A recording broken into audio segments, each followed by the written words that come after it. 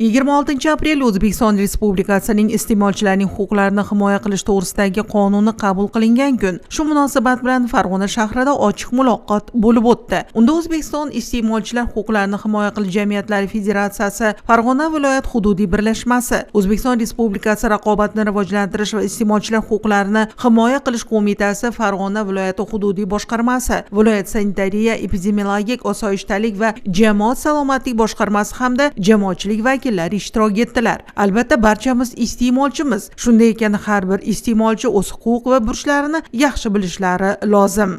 Bu ochiq muloqotdan asosiy maqsad iste'molchilarning huquqini himoya qilish to'g'risidagi qonunning mazmun mohiyatini va u qonunga kiritilayotgan yangi o'zgarishlarni tushuntirib borish. Iste'molchilarning huquqini himoya qilish bo'yicha iste'molchilarning bilimlarini, ko'nikmalarini oshirishga erishamiz. Jumladan mana biz bu yil 2025-yilda birinchi choragi davomida 1029 ta murojaatlar kelib tushgan bo'lsa, ushbu murojaatlarning 900 dan oshig'i iste'molchilar huquqini himoya qilish yo'nalishida fuqarolardan kelib tushgan. Ushbu murojaatlarni biz ko'rib chiqish jarayonida 800 dan oshig'i, ya'ni 81% ni ijobiy hal etishga erishdik.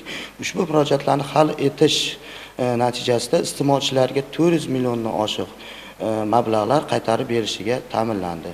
O'zbekiston Respublikasining iste'molchilarning huquqlarini himoya qilish to'g'risidagi qonuni 30 ta moddadan iborat. Shu kungacha qonunga 18 marta o'zgartirishlar kiritildi. Amaldagi qonunning 4-moddasiga ko'ra, iste'molchilarning 6 ta asosiy huquqlari ko'rsatib o'tilgan. Ochiq muloqotda so'zga chiqqanlar qonunning mazmun mohiyati haqida hamda bu borada hamkorlikda olib borilayotgan ishlarga batafsil to'xtalib o'tdilar. Har bir iste'molchi shuning uchun o'zidan boshlab shu iste'mol mahsuloti yoki xizmatlarni qay holatdaligini so'rab, bilib, ayniqsa oziq-ovqat mahsulotlarini sotib olayotganda shu mahsulotni markirovkasi, yorlig'iga qarab, buni ishlab chiqaruvchisi kim, tarkibi qanaqa, ishlab chiqarilgan sanasi, yaroqli muddati, saqlash sharoitlarini ko'rib, o'qib, bilib olishlarini tavsiya berardim.